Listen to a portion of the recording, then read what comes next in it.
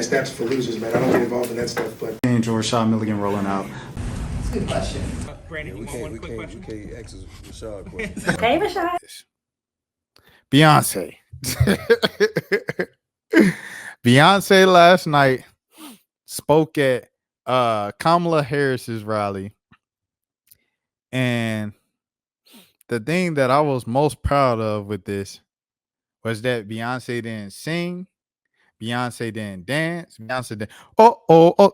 She ain't do none of that. She just spoke about why she's supporting the candidate that she's supporting. And then she got off the stage. That's what I want to see. If you're going to do a celebrity political endorsement, that's what I want to see, especially if you black. Because these folks, the Democrats and the Republicans, both doing the same thing. When they get an entertainer to come out there to co-sign what they got going, they got to sing and dance. The Republicans, the MAGAs, going to get whoever they're going to get. And Nate, you didn't see it. She pretty much just said, I didn't come up here as a celebrity. I came up here as a mother. Kamala is putting the people first. She's putting our people first. She cares about our communities. She's continuing to sow back into our communities. Kamala is the way to freedom. Kamala is protecting pretty much critical race theory education. And Kamala is protecting the rights, the abortion rights for women. And I don't even know if I could say that word on here. They might flag it and demonetize this video because I said that. But yeah, that's pretty much what Beyonce said. And then they cheered the entire time and stuff like that. That's all it was.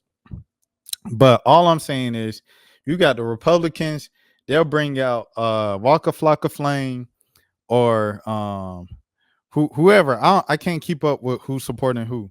But whoever's publicly supporting MAGA and they're artists, they're going to come out there and perform their little song. Everybody gonna act like they like the music. They don't really like the music. They're not a fan of them. They just happy that they're supporting the candidate that they want. And then, and then we get off. And the main discussion is the main discussion of the day is, the performance. Hey, did you see this performance? Hey, did you see so-and-so bucking and show driving? As opposed to, why did this celebrity decide and choose to endorse this political candidate? And, so I feel like it's a slap in the face to black people, and it's a slap in the face to the American people, honestly. When you bring up an entertainer to dance and sing or dribble a basketball, like imagine if Chris Paul came out to a Kamala Harris event with a basketball and just started dribbling like the Harlem Globetrotters. You feel insulted, would you not? So why is it different with that a rapper or a singer or something coming out for Kamala Harris, man? Or the whatever Democrat or Republican? It is embarrassing, bro. If you're old enough to vote, you're old enough to have like just the decisions or the thought process of mature enough, intelligent enough to decipher, okay, this is why we're here. We want to know about this candidate because this thing and this thing and this thing. I don't want you tap dancing for from fried chicken, man, to get me to tell me to vote, pissing on my leg and tell me it's raining. I'm sorry, Mama, if you're watching when I just said that. But it's like, what are we doing here, bro? If we're old enough to vote, you're saying that we are in a good enough mental space to know what the heck is going on. I don't need you to bring in Hawk Tua, girl. I don't need you to bring in Hawk Tua and say, Hawk Tua, abortion rights. Like, I don't need that to let me know that it's important to vote in this particular election. It's stupid, bro. It's a slap in my face. It's a slap in the face. So I'm glad. Salute to Beyonce for not tap dancing, for not singing at a political event. And shout out to Killer Mike for even pointing that out. He said, I don't tap dance and sing at political events. I appreciate that perspective, and it just is what it is. So that's how I feel about it. It's like the DJ was playing Frankie Beverly and Maze and Till I Let Go. He was playing that joint and they was all dancing and partying. And like, that's cool. Like, we have so much fun. That's great. But the reality of the situation is America's at a crossroads right now. You got a lot of people who used to support one side now saying, I ain't going to vote for neither one. I'm voting for Jill Stein. I'm voting for Cornel West, or I ain't voting at all because of the support of the, of the monetary support that the United States has given to Israel, more money than they've given to any other country during their attacks on Gaza after, Hamas, attacked obviously Israel. What was that, over a year ago, like October 7th, 2023.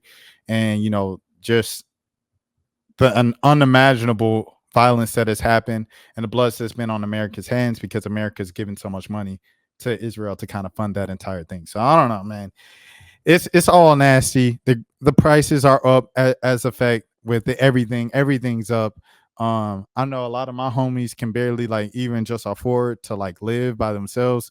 You get a 4-year college degree. The degree don't even mean nothing now. They say, oh, well, you gotta adapt. You gotta become a content creator. You gotta, like, people shouldn't have to do all that. They shouldn't have to have 3-4 jobs just to maintain themselves. And you say, well, you gotta adjust to the times. It just is what it is. I saw this thing on JJ Redick with this ESPN announcer, right? And the ESPN announcer was telling like a story like it was a feel-good story. Hold on, did the camera pat? I think the camera stopped. Hold on, y'all. Give me a second here. Let me switch this camera up. Let me see how I do this. Stop the mic or cam. How you do this? Okay, hold on. Y'all give me a second. Let me see how to do this. Settings. I'm trying to figure this out. I told y'all the cam.